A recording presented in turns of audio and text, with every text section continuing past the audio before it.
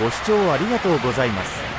今回はスホーイ33フランカー D の空母からの発艦について解説していきます。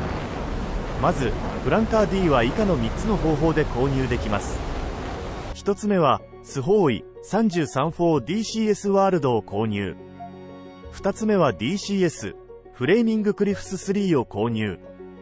この商品を購入すると F15C A.A スホーイ27スホーイ33ミグ29Aミグ29S とスホーイ25が使えるようになるのでめちゃめちゃお得です。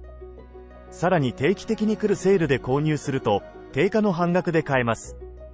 最後の3つ目は DCS スーパーキャリアーを購入。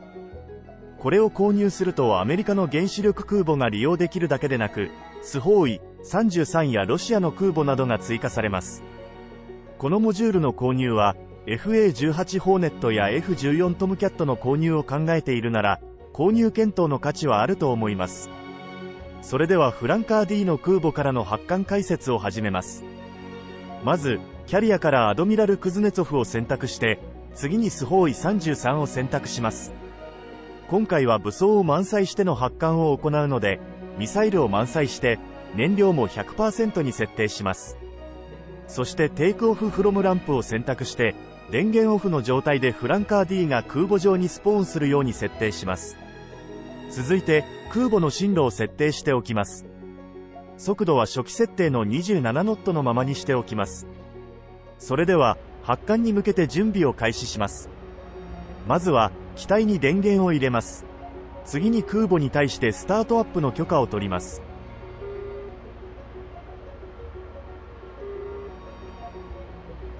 それと機体に電源を入れてないと空母に無線連絡できないから気をつけてください。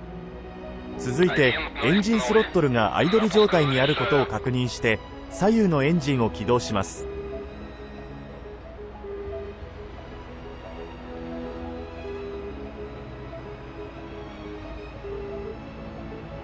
あとエンジンが起動するとうるさくなるのでキャノピーを閉じます。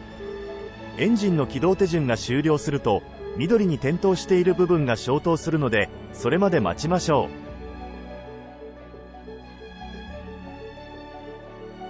う。よし、エンジンの起動完了。次は甲板上を動くためにノーズホイールステアリングを有効にします。機体をまっすぐ進めるためにナムプラスキーでスロットルをアップさせて減速したいときはナムキーでスロットルをダウンさせます。右に行きたいときはラダーを右に入れ左に行きたいときはラダーを左に入れます。機体を止めたいときは W キーでブレーキをかけます。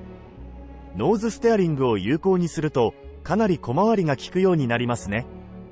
よし、今からスキージャンプ台に移動していきます。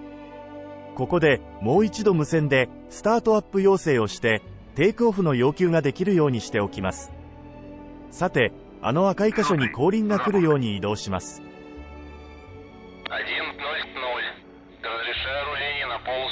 ゆっくり焦らずにあの赤いところまで進んでいきましょう。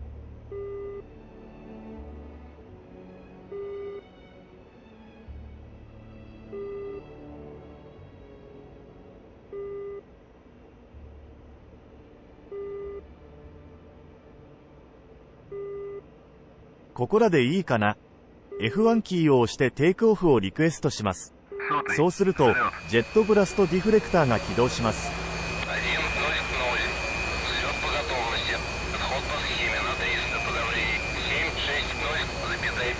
よし、結構綺麗に移動できていますね。続いて主翼を展開してフラップを下げます。次はいよいよ発艦します。主翼が展開するまで倍速再生をしています。主翼が展開したら F キーでフラップを下げましょう。今回のように短い距離での離陸では通常のブレーキではなくより強力なブレーキが必要だから忘れないようにしましょう。よし、スロットルを最大にしてアフターバーナー点火。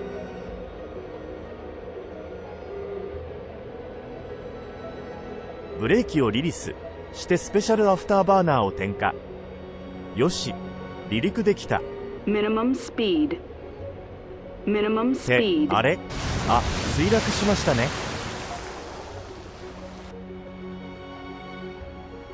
どうやら原因は燃料を入れすぎて搭載重量制限オーバーになったためですね。武装と燃料を満載しては離陸できないみたいです。なので次は燃料を減らして飛んでみます。今回はとりあえず燃料 65% で発艦してみます。スキージャンプ台に行くまではさっきと同じなのでカット。よし、準備完了。アフターバーナー点火。ってあれ、機体が動かないですね。おかしいぞ。こんなのは初めてですね。一旦エンジンスロットルを元に戻してみます。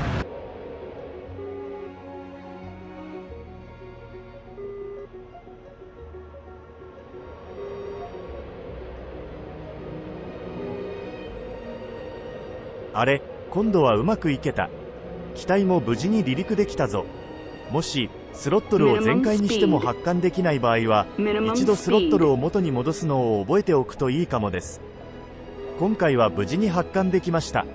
機体の重量が重すぎるとフランカー D は速度不足で飛び上がることができないし、燃料と武装の搭載重量には制限があるらしいから注意が必要です。それと言い忘れてたのですが、発艦ができたら G キーでランディングギアを収めるのを忘れないようにしてください。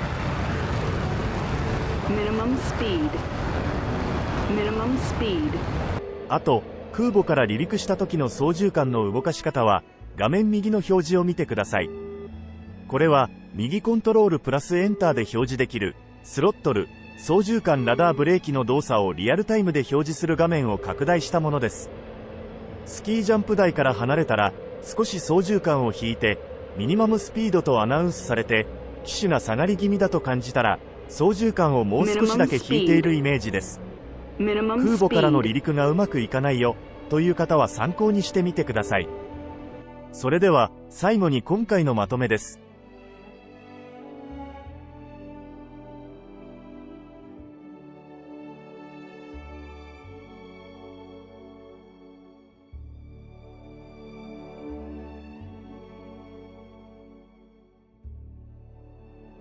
今回の動画は以上となります。少しでもいいなと思ったら高評価、チャンネル登録をよろしくお願いします。